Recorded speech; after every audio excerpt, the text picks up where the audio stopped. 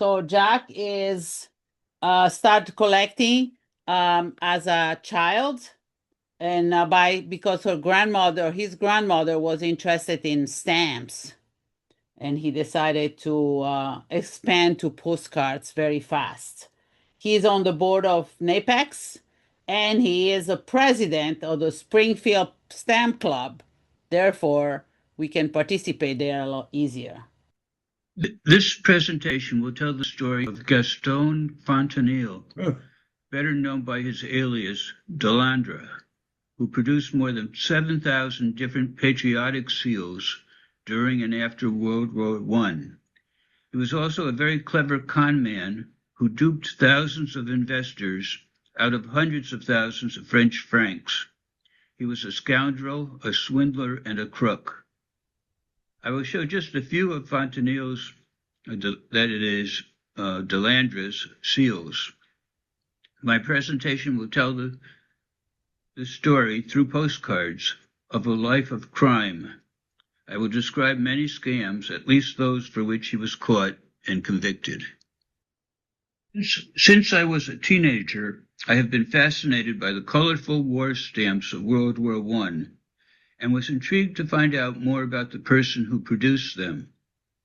Gaston Fontanille produced seals not only for each regiment of the French army, more than 700 for the infantry, 180 cavalry, more than 250 for artillery, but also for special services, aviation, naval, medical, special military support, also for forts and garrisons and other places, as well as for occupation forces and other special units. He also produced stamps representing the military forces of France's allies, Belgium, Great Britain, Italy, Montenegro, Russia, and Serbia, but not for the United States, which did not enter the war until 1917, at a time when he was in prison. He also produced hundreds of charity seals. Here you see some of his Red Cross seals, all showing nurses. Here are some of his seals showing French warships. These are just a few of the many he's produced. He also produced a series of seals showing the battleships of Great Britain. Gaston Fontanille was born May 11, 1883, in Valence, France. His father was a lawyer and public prosecutor who became a high magistrate. Gaston also was trained as a lawyer. As a young man, he published a book, wrote articles, and operated a movie theater. In 1906, he decided to quit the practice of law and opened a bank. He soon learned how to misappropriate funds and how to deceive investors in a series of scams. Between 1907 and 1914, he was convicted of fraud and other crimes 7 times. By the time of his death, at the age of 43, he had been convicted 15 times. Here you see a postcard of Valence, France, where he was born, and a postcard showing a lawyer in a kind of comical way, indicating the lawyer is a crook. 7, Fontanille formed the General Traveling Cinematography Company, allegedly to operate an outdoor traveling movie screen. It would be somewhat like a drive-in movie theater today, or 50 years ago. He had been a movie theater operator and had produced some movies. His father served as a co-founder. Fontanille collected 130,000 francs from investors, but used most of the money for his personal expenses. And here you see a couple of French postcards showing film actresses, also in the period of 1900 to 1910. Mining was a major industry that was featured at the International Exposition of Paris in 1900. Gaston was only 17 at the time, but perhaps the exposition inspired him 7 years later to dupe investors out of 7,150 francs for shares of a fake mining company. And here you see a couple of postcards showing the Palace of Mines and Metallurgy at the 1900 International Exposition in Paris. In March 1910, Fontenelle formed the French Industrial Chemistry Company, ostensibly to develop Maxoline, a non-flammable replacement to celluloid, which was used in making movie films and was highly flammable. In the postcard, you can see a fire at a French theater in Paris, which took place in March 1900. To attract investors, he listed well-known generals, politicians, and financiers as members of his board of directors, but without their knowledge. Several investors and one person listed as a board member sensed fraud and complained to police. A warrant was issued for his arrest in June 1910, but he remained at large until August 1911, when he was arrested for fraud. He was sentenced a year later to 3 years in prison and fined 1,000 francs. He served all but 5 months of this sentence. Electricity was another major industry that was featured at the International Exposition of Paris. Perhaps the exposition sparked Fontenelle to consider to found the electricity company in 1907. Investors of this phony company were told the company would build a hydroelectric dam on the Guadalquivir River. The dam was never built. Instead, investors were drained of 27,000 francs. And picture of a dam, a hydroelectric plant and dam, is shown here on this French postcard. In June 1911, Fontenelle established the National Institute of Nobility Archives. Using several aliases, he convinced rich families that he would provide genealogical records that would enhance their families' nobility. Payments were received, but no documents were delivered. He was arrested for this scam a year later, but did not appear for his court hearing. In December 1912, he again failed to appear for a hearing and was sentenced to 3 years in prison for this scam. And here you see a postcard showing a woman looking at a genealogy book, and the book is called the Titles of the Ancestors. Here is a 1964 photo of the Sante prison where Fontenelle served much of his time. He was released in July 1914, just a few days before the outbreak of World War I. He had served all but 5 months of his 3-year sentence for the cinema and genealogy scams. He was exempted from military service due to his poor health. At this point, he had been convicted 7 times. In October 1914, under the alias Georges Delandre, Fontenelle began publishing a bi-weekly series of illustrated booklets on diplomatic and military aspects of the war. The booklets were a huge success, with about 325,000 copies sold per issue. Research for the articles brought him into contact with a wide variety of military officers and technicians. In April 1915, he published a book on historical French military uniforms with illustrations by renowned painters. The artwork may have inspired some of the patriotic stamps that can be seen here in the next slide. Here's a few more of the patriotic stamps. Early in 1915, he started selling postage stamps and Red Cross stamps. He also sold a large variety of wartime books, pamphlets, and maps, and started printing charity seals and patriotic stamps. He also published an illustrated catalog of his war stamps, which is shown here.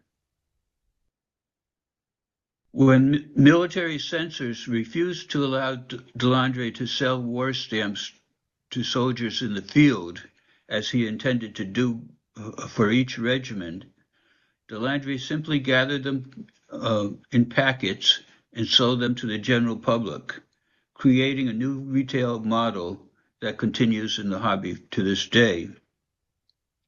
By late 1915, his presses were busy churning out the stamps, which he sold in packets of 25 to 400 stamps for 5 to 40 francs each. Sales of Delandre's military and Red Cross vignettes were so profitable that he concentrated on this mostly legitimate business and curtailed his other publications. Here you see an original envelope for a packet of 25 war stamps. Delandre decorated his packets with seals as a form of free advertising. On this envelope, he disposed of torn and damaged seals of Italy and France. As his business began to grow, he expanded and in March 1916 took a booth at the Lyon Industrial Fair where he exhibited his and sold his stamps. The postcard on the left shows some of the booths along the quay or dock where he might have had his booth. The postcard on the right shows the central hall of the palace at the fair, which looks like it was for more successful, larger businesses. To sell his packs of stamps, Delander placed large ads in newspapers. Boys were his target market for military stamps, while charity stamps were targeted to girls. The two French postcards shown here include a boy commanding his toy soldiers, like General Joffre, and children at the Lyon Industrial Fair, shown in front of the booths, one of which may have been rented by Delandre. As wartime patriotism spurred sales of his military and Red Cross stamps, Delandre expanded his stamp business. In May 1916, he opened a boutique in the Grand Hotel in the posh opera district of Paris to sell his stamps, albums, and books. He recruited some of the best military artists to design hundreds of World War I vignettes, and he hired sales ladies and staff who could speak English, Russian, and Italian. He himself claimed he could speak 8 different languages. Here's a French postcard showing the Grand Hotel where he had his boutique. It was on the ground floor under those canopies behind the trees. Although his somewhat legitimate business was doing quite well, Delandre seemed to be slipping into his more criminal, misleading, or fraudulent activities. Here he has a couple stamps, his patriotic stamps, that claimed the stamps were available from the administrations of stamps of the Army. That's on the two stamps that show soldiers. The stamps on the right, which you probably cannot read very well, the one on the top says, "The marvelous military stamps will soon become rare. Collect them now." The one below that says, "You must collect the wonderful military stamps that will become very rare." Despite his claims, his patriotic stamps were considered by many stamp dealers to be album weeds until at least the 1960s. Today, the prices range from $3 to $20 per stamp, but most sell for the $3 to $5 range. Lander had been selling authentic Italian regimental seals, but when his supply ran out, he produced fakes that he claimed were not counterfeits, but instead were reimpressions. I think this might be another example of how he was slipping back into his fraudulent activities. DeLandre had an arrangement with the Red Cross to produce and sell stamps for which he would receive a small commission based on sales. However, he printed up to 10 times as many stamps as proposed and kept for himself all of the proceeds from the extra sales. In June 1917, he was arrested for cheating the Red Cross, and in August 1917, he was sentenced to 5 years in prison and fined 100 francs for the crime. Although he had this arrangement with the National Red Cross, he also produced Christmas stamps that appeared to be on behalf of local chapters or communities, but not always with their consent. His arrest and prison sentence in 1917 for cheating the National Red Cross also included charges for printing stamps without local permission and not giving the local communities the money.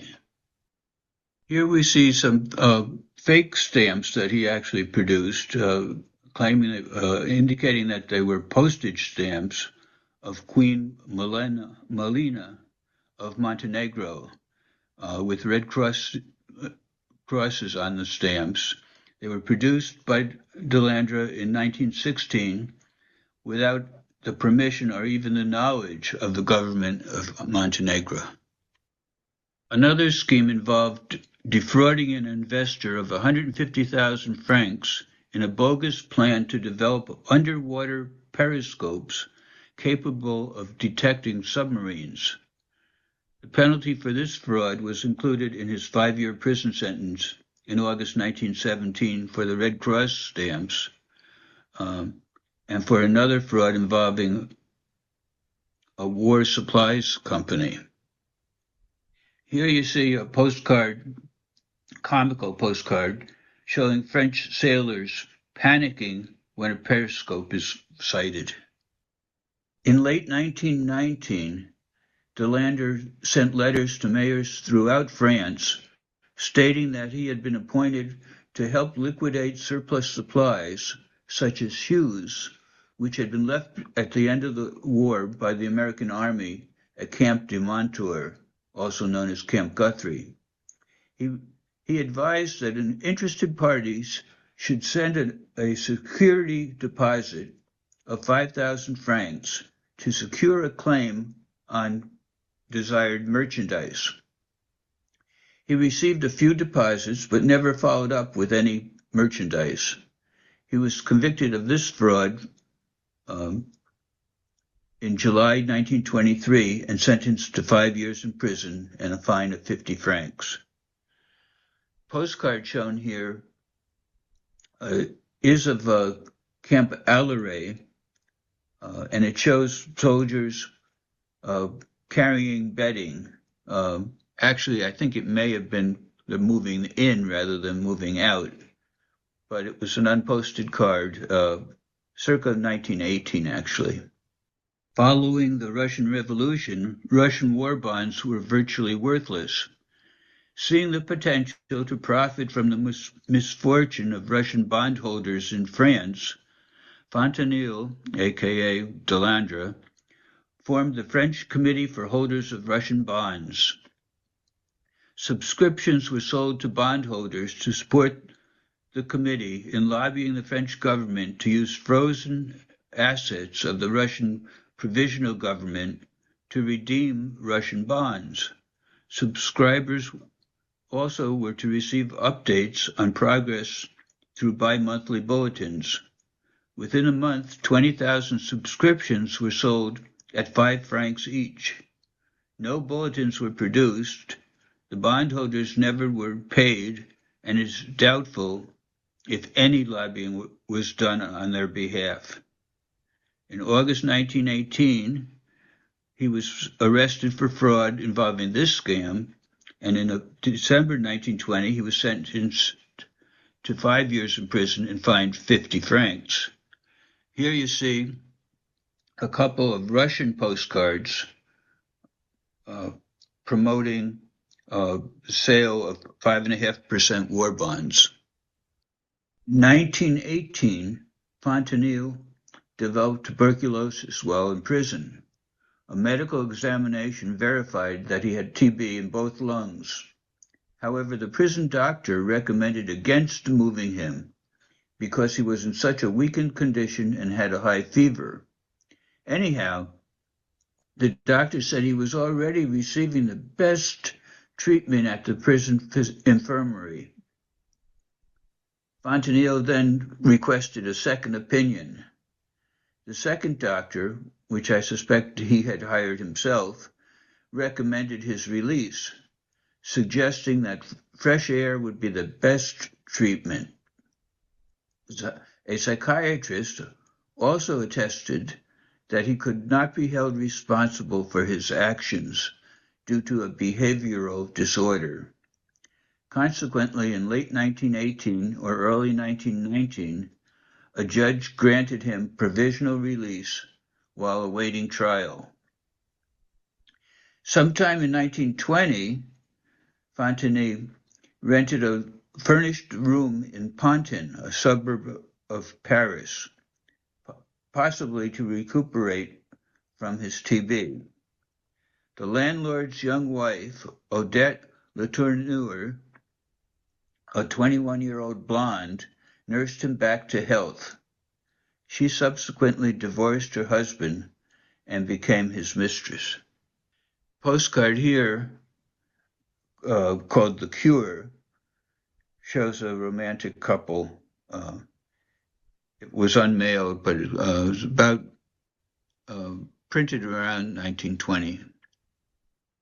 Within a month, released from the Santé prison again in July 1922, Delandre hired a team of 135 employees to send pamphlets to doctors and pharmacists claiming he had access to a large stock of American pharmaceuticals and offering the drugs at greatly discounted prices. He lured buyers by requiring deposits of only 1/3 down, with the balance due upon delivery in 3 months. He collected 400,000 francs from about 1,000 victims. When buyers raised questions, he and his assistants fled before the police could arrest them.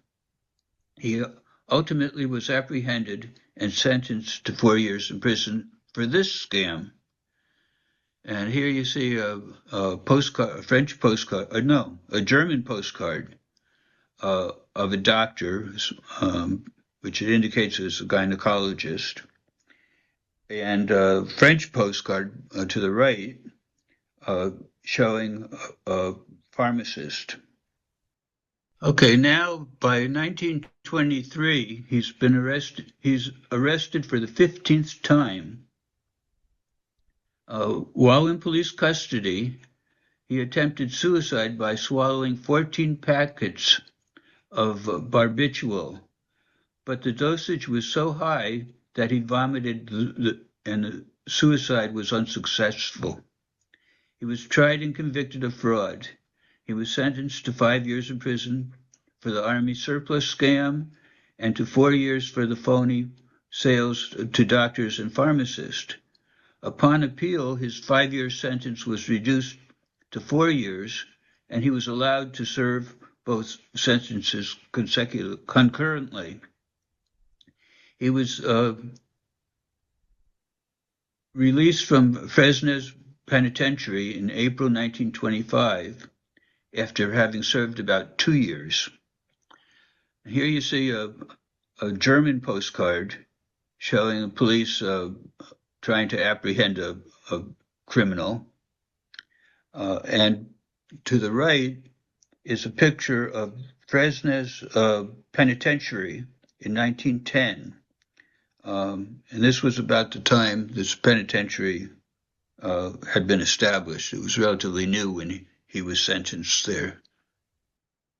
During the roaring 1920s, Canadian farmers were reportedly getting rich from breeding silver foxes and selling their fur. Fontenelle recognized another money-making opportunity, and using another alias, he created a phony venture to breed silver foxes in France. He lured 260 investors with newspaper ads claiming the potential to gain huge fortunes. An investment of 1,000 francs would purchase 1/400th of the proceeds from 5 silver fox breeding pairs, which he did not have.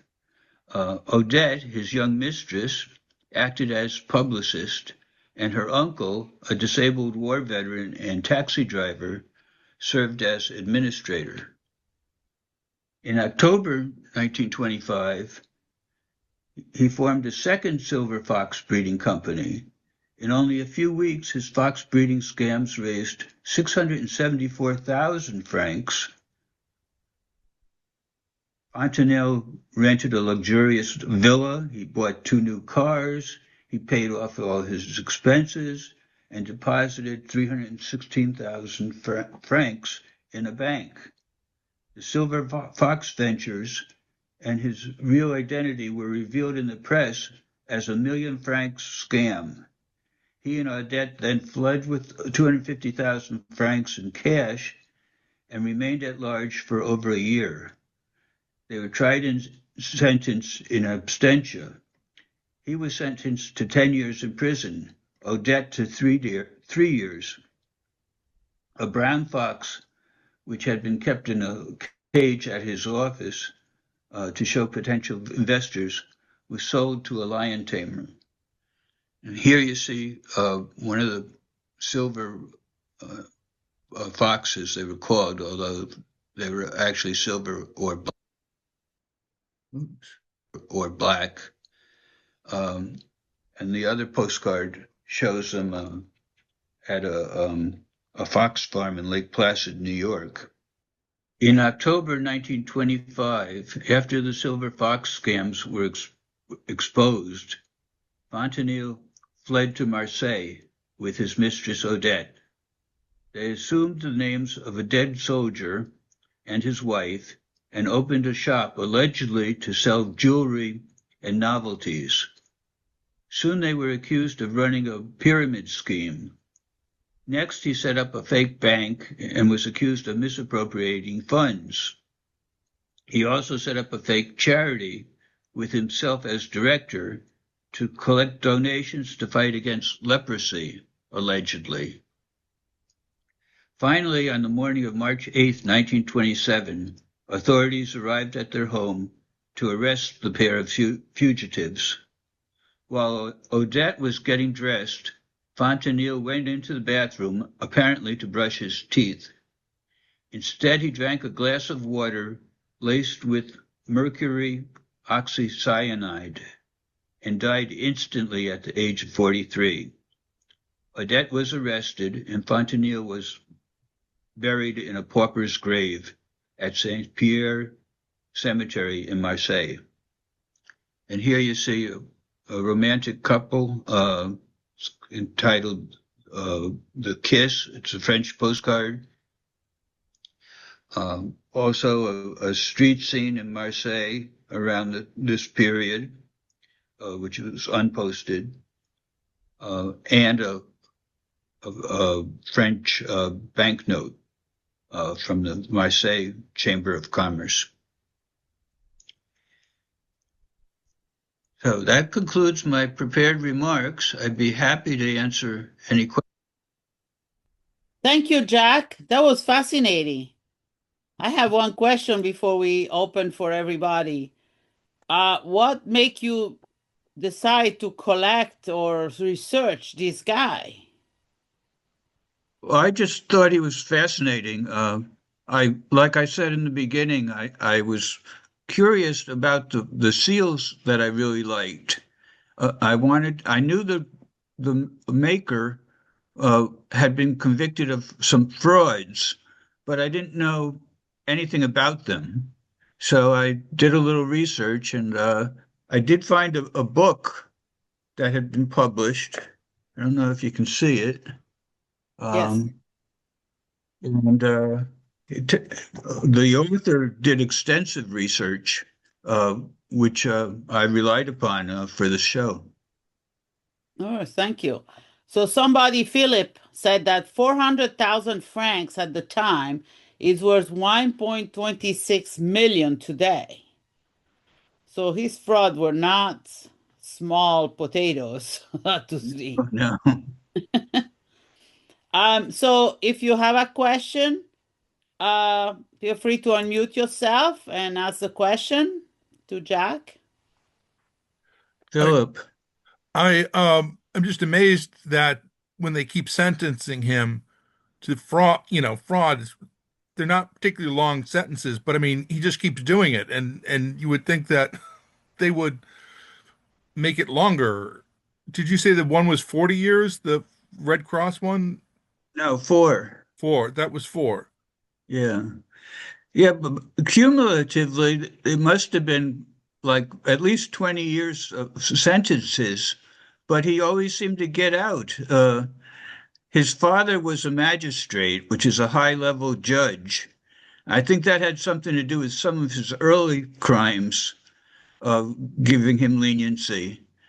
Um, but he was a smooth talker, I think, and convinced people that his schemes were legitimate, and that he must have convinced some of the judges of his innocence, relative innocence.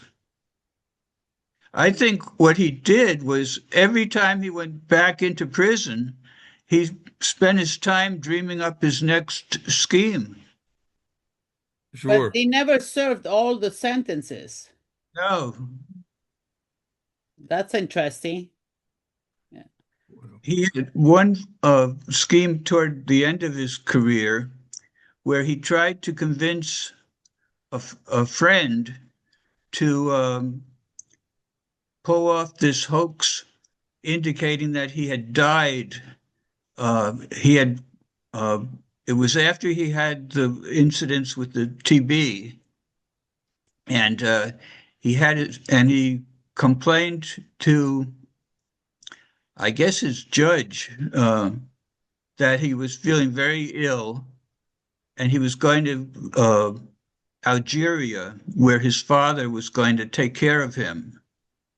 And then he had his friend mail some letters that he had written himself, reporting that he had died in Algeria, when in fact he was still back in Paris.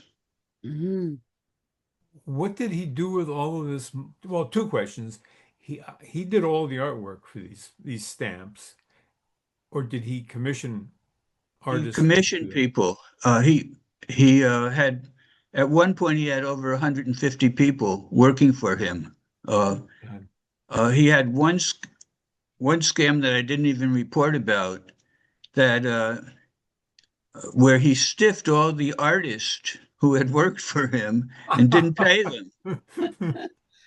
So What a It's al- surprise. it's almost a comedy. it Uh, is. uh, did he hide some of this money he made? I mean, did it? He lived high on the hog and spent much of it. Some of it they did recover, but most of it he spent. Yeah. This is a wonderful talk Yeah. This you've is given. Well, fascinating. Thank you very much. Yeah. well, thank you, I but mean, it's like an early Alec Guinness movie almost. Really amazing. So Because could I ask one? yes, go ahead. Did he have like the charity stamps that you showed look really beautiful? So do you think that was it that he couldn't make money honestly with that kind of thing, or was it just that he had such a internal motivation towards kind of criminality and that kind of thing that he couldn't help himself but come up with some scheme to layer on top of that to make even more money? Or because it seemed like if you could produce such beautiful stamps, you could make an honest living somehow, but he didn't seem to want to do that from what gather. yeah, I agree. He made a good living with his publications and his stamps. Um, he made such a good living with the stamps that he stopped r doing printing of books and materials like that. And he, just kept falling back into making more money with the seals, the scams. Maybe it's not enough money that you make with those legitimate endeavors. He wants a lot of money, more money. I guess so. Yeah. Hmm. Jerry, do you have a question? No, I just wanted to thank Jack. This was absolutely wonderful. This is what a delightful character. Obscene. Yeah. He's hilarious. Yeah. Yeah. And then it's amazing how through stamps and postcard you try to stumble into this guy and then decide to research it. It's like you never, you find a postcard and then you go down a rabbit hole and you find something else, right? Right. And you're not the only one because somebody wrote a book about it.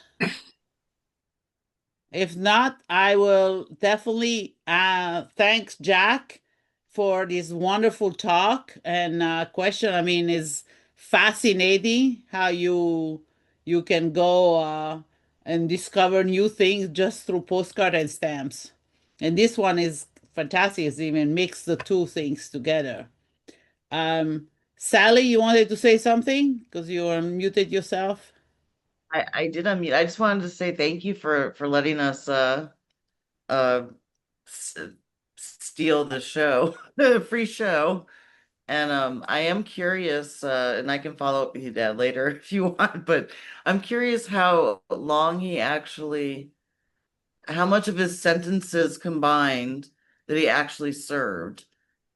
I know that we think he got served about 20 plus years over all the sentences, but I wonder how much he actually served. It's like 2 or 3 years, I think or he served a few. about 10 altogether, but that's Oh, just a wow. guess. I actually thought it would be a lot less. He Yeah, seemed to get Yeah. I I agree. It looks like a lot less. Maybe you should go back and add yeah, them all up. count Yeah. them all up. But thanks for having me. It was a wonderful Oh talk. no, you're always welcome to attend, even when your father is not talking.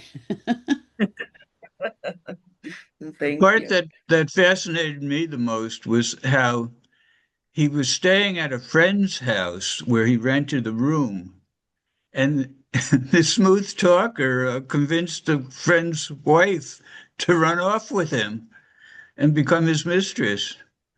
Just he was a super salesman, I guess. Oh yeah, that definitely.